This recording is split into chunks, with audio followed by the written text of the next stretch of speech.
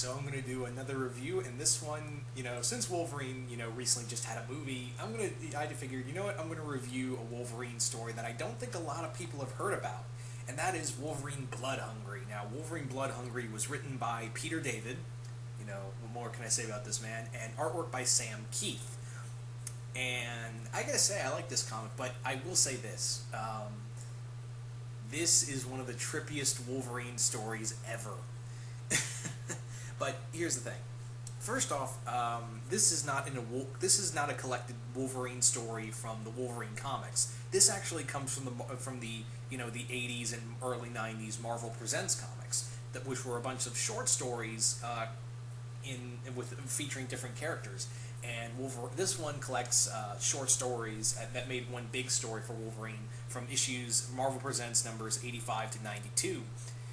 And this, like I said, is one of the trippiest Wolverine stories I've ever read, because Sam Keith has been known to write very weird artwork, like very strange, like how he draws characters and writes them.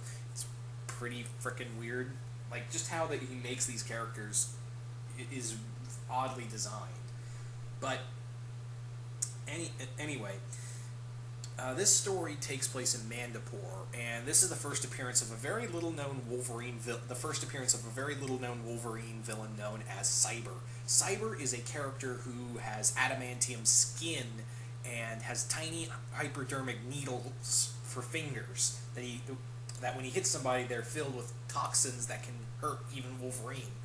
So the story is that Wolverine is in Mandapore, and there's a new drug dealer in town, and his current lover, Tiger, is, asked Wolverine to go check it out and, scope the scene.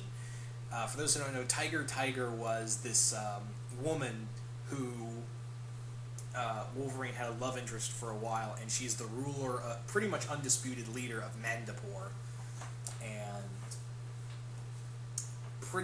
And pretty much this is a story of Wolverine encountering Cyber, a guy he's terrified of. Yeah, Wolverine is scared of Cyber. The last time they fought, he nearly died, as Wolverine puts it.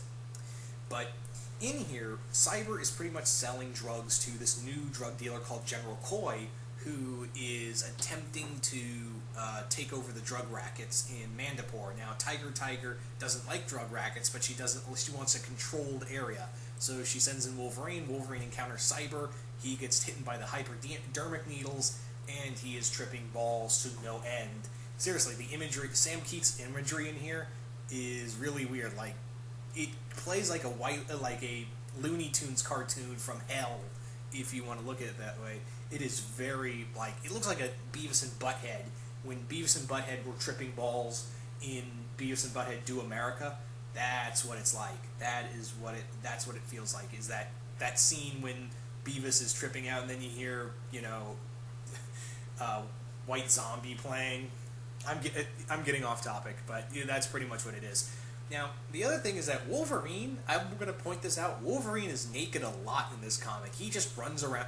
You see him in the brown and tan uniform, but he runs around naked a lot. The first time you see Wolverine, he is running around naked, and the whole point is for him to get close to a wolf. And this wolf, I don't know why, but this wolf just wants to, this old wolf that Peter David brings in, it plays kind of a weird essential part to the story that Wolverine kind of befriends. It's weird.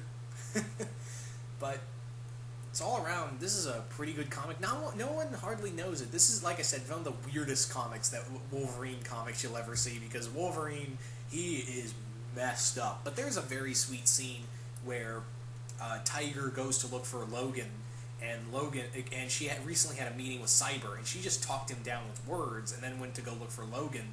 And when Logan's still trying to get through his healing factor, still trying to get through the hypodermic, the toxins effects, he encounters Tiger, and he pops his claws and he's yelling at her. Cyber took my woman and he defiled her.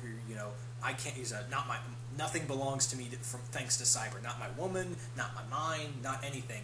And she just tells him flat out, look, if you think I let that monster touch me and defile me, then you obviously have such a low opinion of me, so just stab me and be done with it.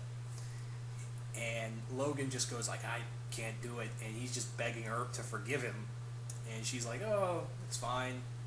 So she quickly forgives him. He's like, how could I not forgive a face like that? So I think that was a pretty nice scene. And Wolverine comes back with a vengeance on Cyber, and these two go at it. It's a pretty good fight between Wolverine and Cyber.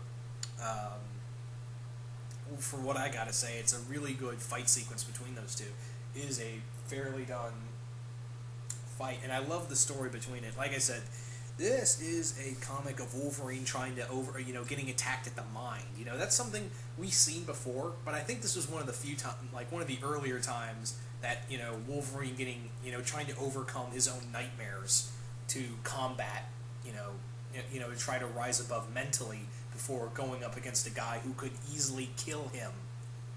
So all in all, if you're a Wolverine fan, I'd say try to track this down. This is really hard to find, actually. I think I saw it once on Amazon. I got this at a comic book convention because I'm like, oh, it's Wolverine, and and it's Wolverine looking all badass.